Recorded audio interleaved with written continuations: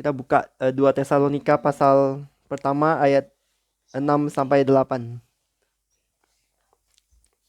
2 Tesalonika ayat pertama, pasal pertama ayat 6 sampai yang ke-8. Sebab memang adil bagi Allah untuk membalaskan penindasan kepada mereka yang menindas kamu dan untuk memberikan kelegaan kepada kamu yang ditindas, dan juga kepada kami pada waktu Tuhan Yesus dari dalam surga menyatakan dirinya bersama-sama dengan malaikat-malaikatnya dalam kuasanya di dalam api yang bernyala-nyala, dan mengadakan pembalasan terhadap mereka yang tidak mau mengenal Allah dan tidak mentaati Injil Yesus Tuhan kita. Ayat 9, mereka ini akan menjalani hukuman kebinasaan selama-lamanya, dijauhkan dari hadirat Tuhan dan dari kemuliaan kekuatannya. Ayat 10, apabila ia datang pada hari itu untuk dimuliakan di antara orang-orang kudusnya dan untuk dikagumi oleh semua orang yang percaya. Sebab kesaksian yang kami bawa kepadamu telah kamu percayai. Bunga akan layu dan rumput akan kering, tetapi firman Tuhan tetap untuk selama-lamanya. Mari kita berdoa sekali lagi. Bapa yang bertata di dalam kerajaan surga, terima kasih untuk firman-Mu dan juga kesempatan kami masih boleh bersama-sama merenungkan firman-Mu. Buka hati dan pikiran kami. Mohon Engkau yang bicara kepada kami, dan kami mohon supaya firman-Mu boleh kami terima dan juga boleh mentransformasikan hidup kami. Di dalam nama Tuhan Yesus, Tuhan dan Juru Selamat kami yang hidup dan yang tunggal, kami berdoa, mengucap syukur dan memohon. Amin. Ya, di bagian sebelumnya kita kan udah belajar bahwa jika orang Kristen harus menderita karena kita adalah warga kerajaan Allah, maka itu adalah bukti bahwa kita adalah warga negara kerajaan Allah. Karena kita bukan dari dunia ini, dan dunia ini membenci Allah dan membenci warga negara kerajaan Allah. Demikian juga jemaat di Tesalonika itu sabar menanggung penderitaan yang sebenarnya bukan disebabkan karena mereka bersalah, melainkan mereka sedang dilayakkan oleh Tuhan untuk kerajaan Allah. Jadi penderitaan itu mempersiapkan jemaat Allah untuk kerajaan Allah yang kekal. Jadi pada pertemuan sebelumnya kita telah membahas ada beberapa interpretasi berkenaan dengan bukti tentang adilnya penghakiman Allah. Itu di ayat yang kelima. Jadi ada 3 interpretasi yang utama, yaitu yang pertama itu bukti itu mengacu kepada ketabahan jemaat Tesalonika yang ditulis di ayat 4. Yang kedua itu bukti itu mengacu kepada penganiayaan dan penindasan juga di ayat 4. Tapi penghakiman yang diinterpretasi kedua ini itu lebih mengarah kepada pembersihan atau penyucian atau pencucian atau pemurnian, penjernihan supaya layak masuk kerajaan Allah yang kekal. Nah, interpretasi yang ketiga yang lebih kuat itu bukti yang dimaksudkan di situ itu mengacu kepada penghakiman Allah di masa depan, yaitu penghakiman yang dijelaskan di ayat 6 sampai 10. Jadi ayat kelima itu mengacu kepada bagian yang datang setelahnya. Jadi di ayat 6 itu ada frasa preposisi paratheo, maksudnya itu artinya di hadapan Allah. Jadi frasa ini itu memperkenalkan gambaran pemandangan ruang sidang surgawi. Jadi kayak gambarannya kita ada di ruang sidang surgawi, di mana Allah adalah hakimnya, dan di hadapannya itu semua manusia harus muncul dan mempertanggungjawabkan segala perbuatannya. Jadi seperti kata sifat adil yang dengan tegas membuka ayat 6 itu melihat kembali ke kata sifat yang sama di dalam frasa penghakiman Allah yang adil. Jadi di situ kan kata adil itu mengacu kepada penghakiman Allah yang adil di ayat 5. Dan demikian juga di hadapan Allah itu juga melihat kembali keungkapan penghakiman Allah. Maksudnya di sini, orang-orang yang menindas orang-orang percaya di Tesalonika itu akan menerima hukuman atau pembalasan dalam bentuk penindasan. Mereka yang menindas jemaat-jemaat Tesalonika akan ditindas oleh Allah. Di dalam Keluaran 21 ayat 23 sampai 25 di situ kita membaca prinsip itu lex talionis. Prinsip lex talionis itu bicara mata ganti mata, gigi ganti gigi, dan inilah pembalasan ilahi yang adil. Jadi Allah adalah Allah yang adil. Jadi keadilan Allah itu mendatangkan hukuman atas orang-orang berdosa yang tidak bertobat, dan itu mungkin di sini dan sekarang, maksudnya here and now, saat ini dan sekarang, juga mungkin pada hari penghakiman nanti. Itulah keadilan Allah yang mendatangkan hukuman atas orang-orang berdosa yang tidak bertobat. Jadi bisa sekarang dan saat ini, bisa juga pada hari penghakiman. Tetapi kalau kita ingat di Katekismus Heidelberg itu kan ditanyakan pertanyaan 11, bukankah Allah juga penyayang?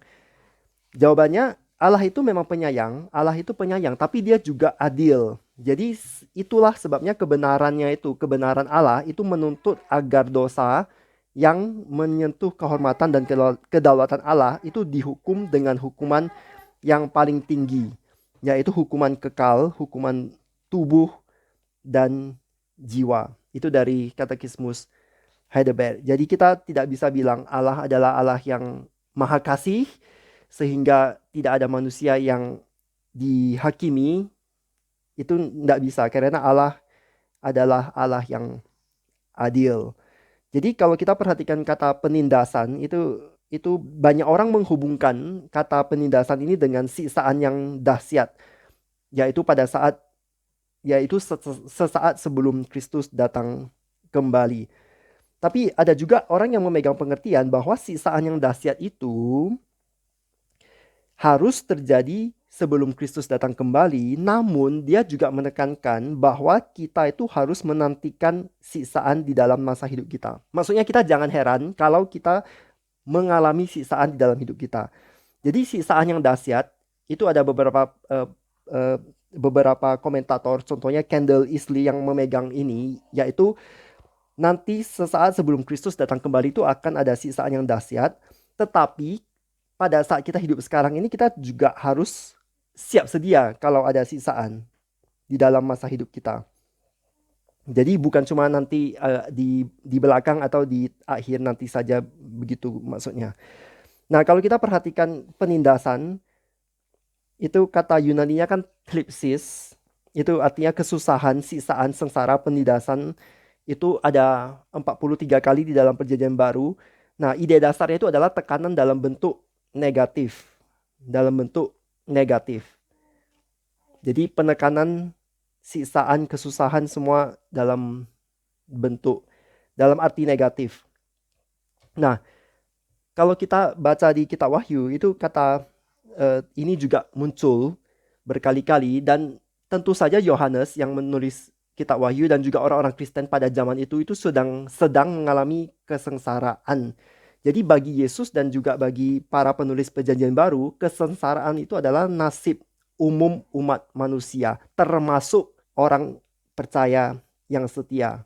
Umat manusia sejak dosa, karena kita adalah manusia yang berdosa, kita hidup itu harus menantikan atau siap sedia. Jangan heran kalau kita mengalami siksaan, baik yang sudah percaya maupun juga orang yang belum percaya. Namun bedanya, kalau kita sudah percaya, kita harus menanggungnya dengan sukacita. Nah, itulah yang di salah satunya misalnya disampaikan oleh Paulus di sini.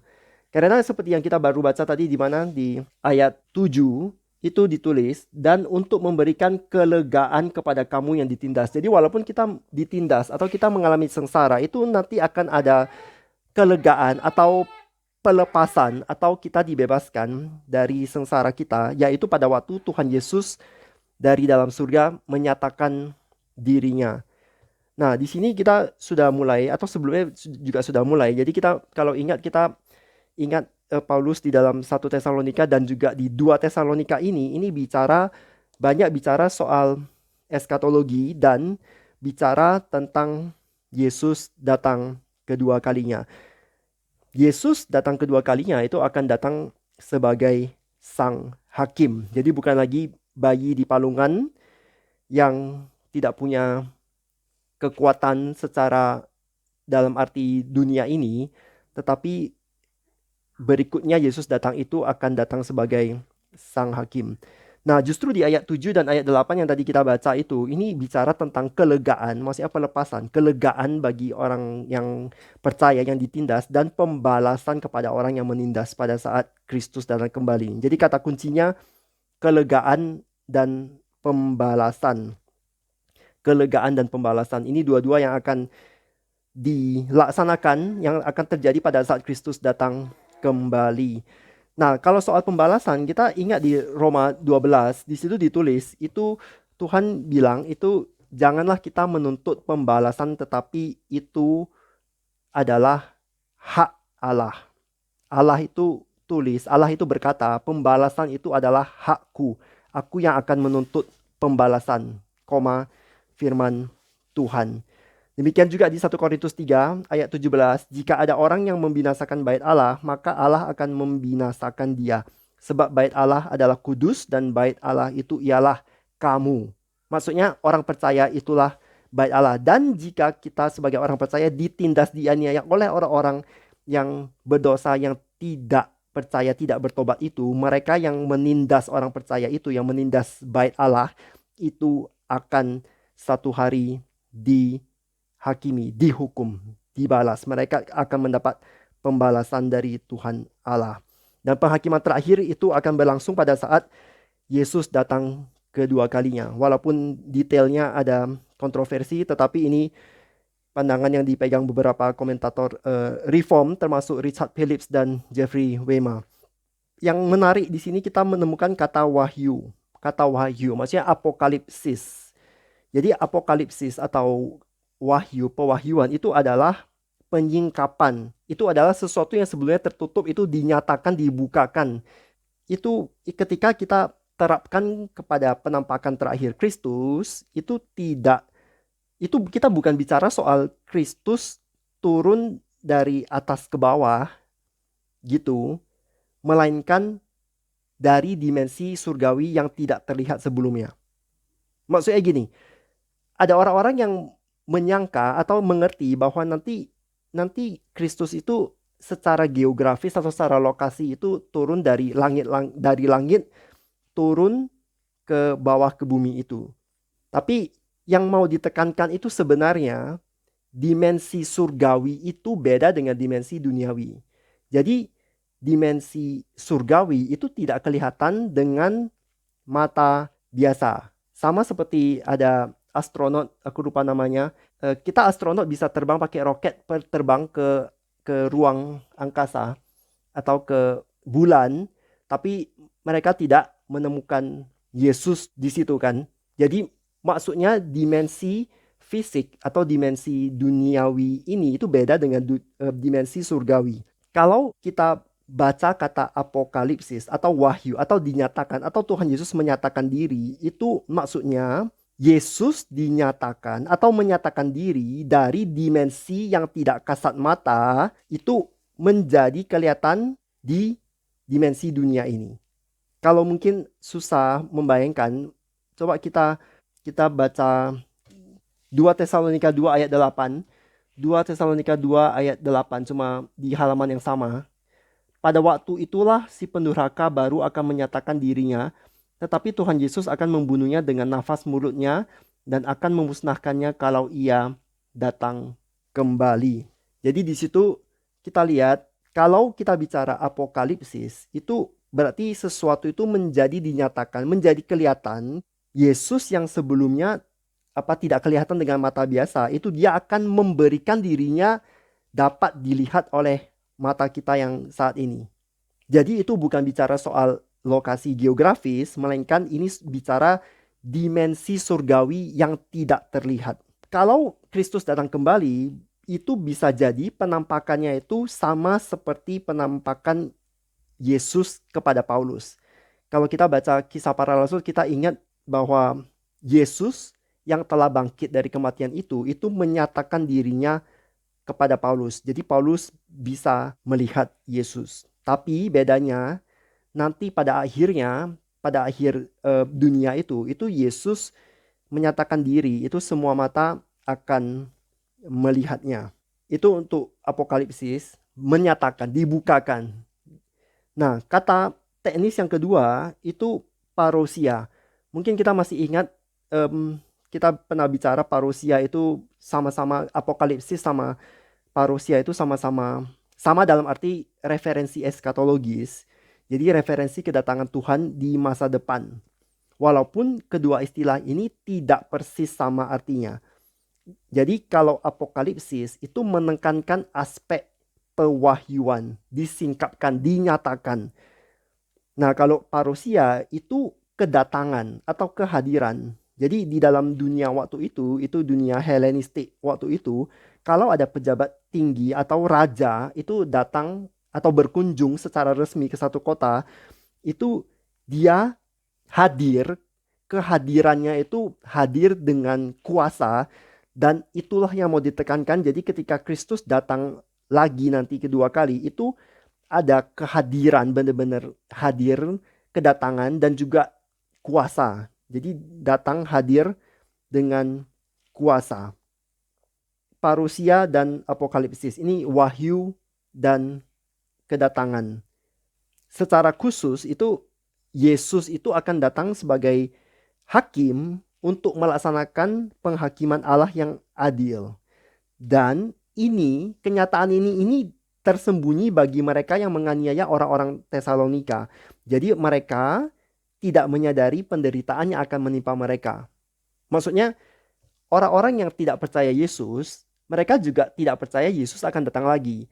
Dan mereka tidak percaya Yesus akan datang lagi. Mereka tidak percaya akan adanya penghakiman atau pembalasan keadilan Allah yang akan dinyatakan. Dengan demikian, mereka itu ya tetap aja menganiaya orang-orang Tesalonika tanpa mereka sadar bahwa mereka itu satu hari itu akan ditimpa pembalasan Allah, akan dihukum.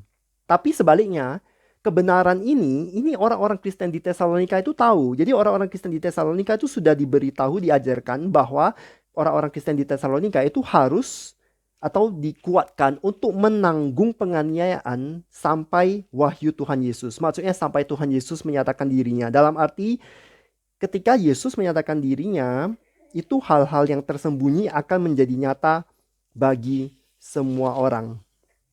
Jadi hal itu tidak disadari oleh orang-orang yang tidak percaya karena mereka juga menolak Yesus.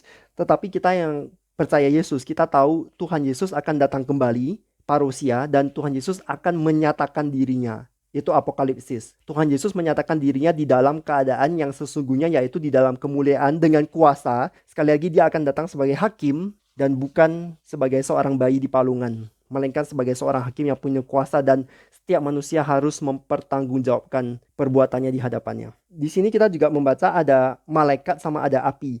Kalau malaikat itu ketika Kristus menjalankan penghakiman itu disertai malaikat-malaikat. Itu di Matius 13, Matius 24, Wahyu 14 juga Kristus itu ketika menjalankan penghakiman Allah itu ada anak buahnya yaitu para malaikatnya. Kalau api, nah api ini singkat aja, api itu adalah simbol penghakiman. Kita bisa baca di Yesaya 66 dan juga Matius 3. Kita sampai di ayat 8. Jadi di ayat 8 ini, di ayat 8 sampai ayat 9 itu Paulus memperkuat penghakiman orang fasik yang disinggung secara singkat di ayat 6. Seperti iman yang bertahan dengan perbuatan baik melalui penderitaan adalah bukti dari orang suci yang sejati, demikian pula tanda dari mereka yang tidak mengenal Tuhan Allah adalah bahwa mereka tidak menaati Injil. Jadi iman yang bertahan itu adalah bukti dari orang suci yang sejati. Sedangkan tidak taat Injil itu adalah tanda atau bukti bahwa mereka, orang-orang yang tidak percaya ini, tidak mengenal Tuhan. Jadi kalau kita baca dari ayat 7b ini sampai ke ayat 9, jadi surat ini membicarakan penghakiman. Jadi ini adalah hukuman yang negatif, yang kekal, dan ayat 10 itu membicarakan yang positif, pemuliaan.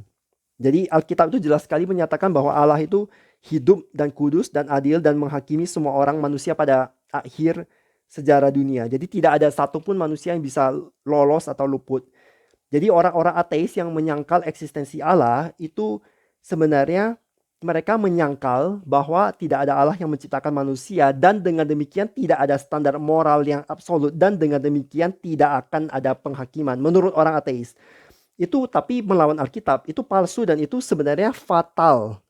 Fatal, dan itu ada konsekuensinya. Sama seperti ini Sharon James di dalam buku terbarunya itu dia menjabarkan begitu banyak konsekuensi dari worldview yang menolak keberadaan Allah.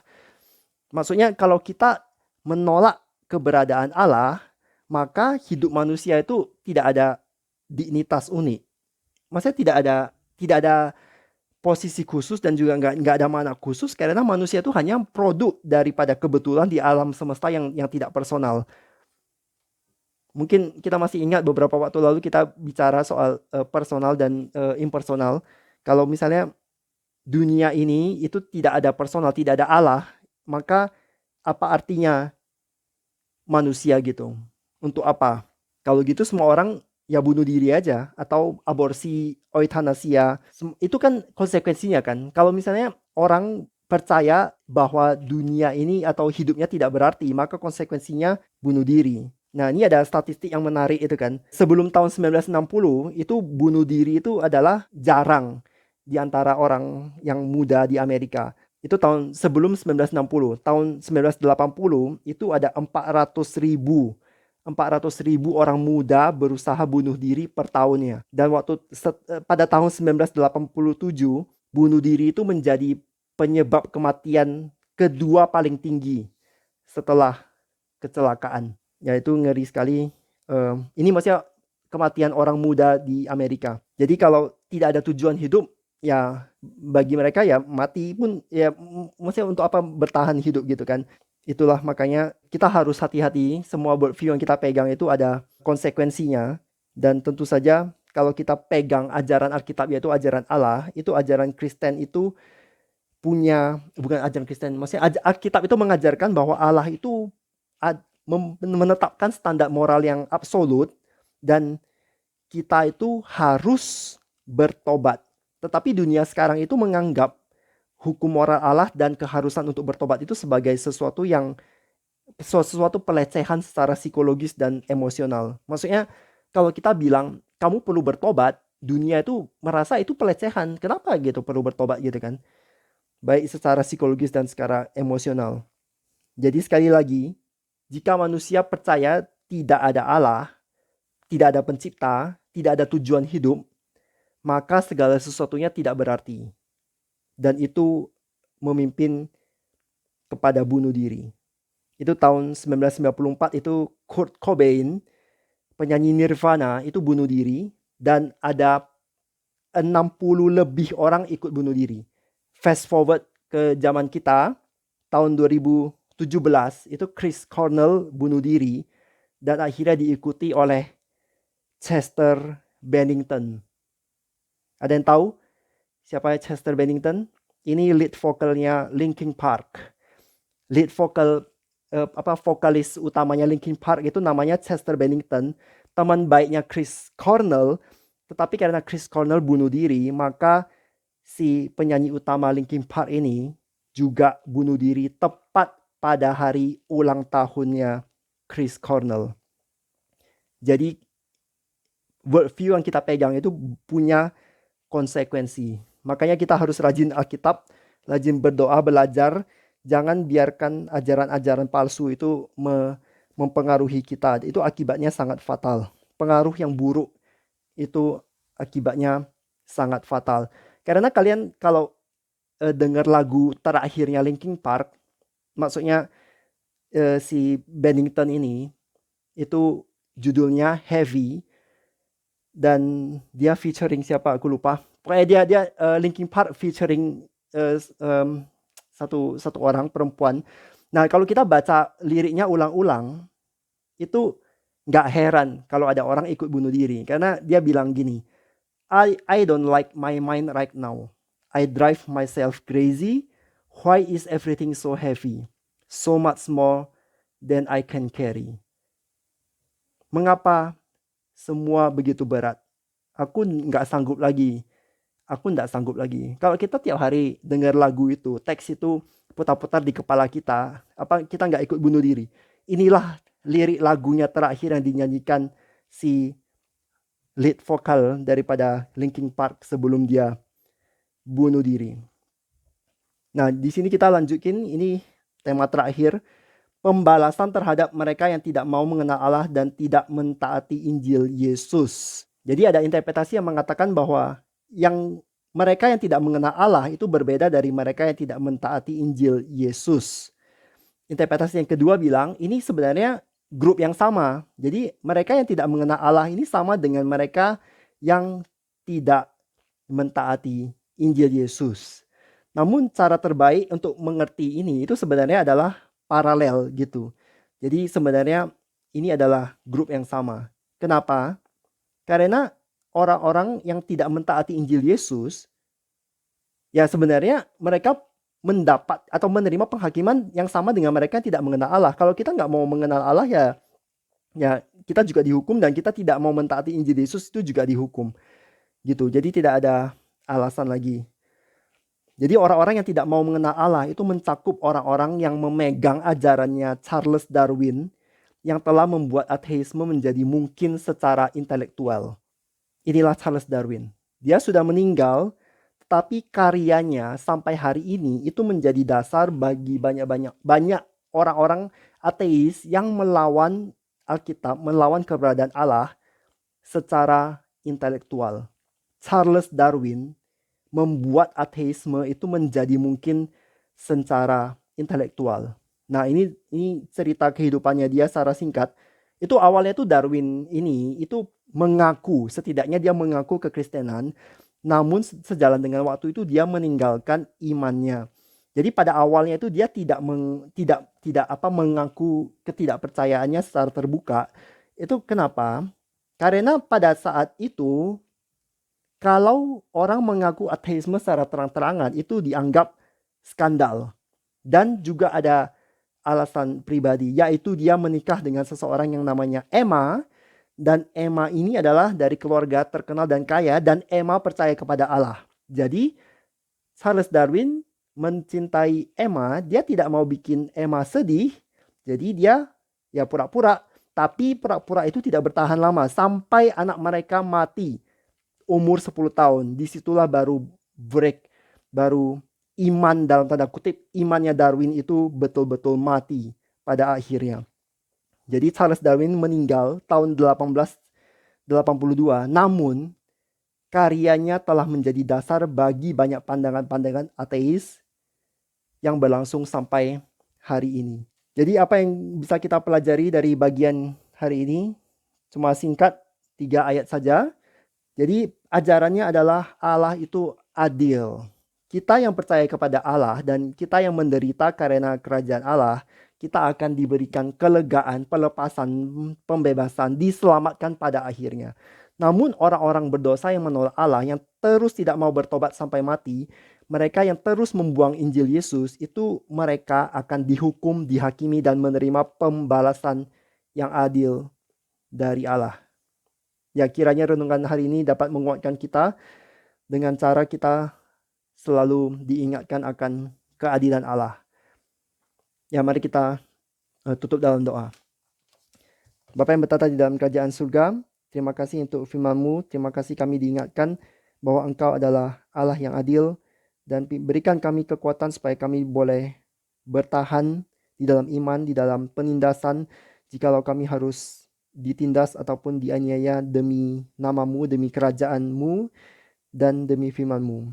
Kami mohon, kami mengucap syukur hanya di dalam nama Yesus Kristus, Tuhan dan Juru Selamat kami yang hidup dan yang tunggal, kami berdoa, mengucap syukur dan memohon. Amin.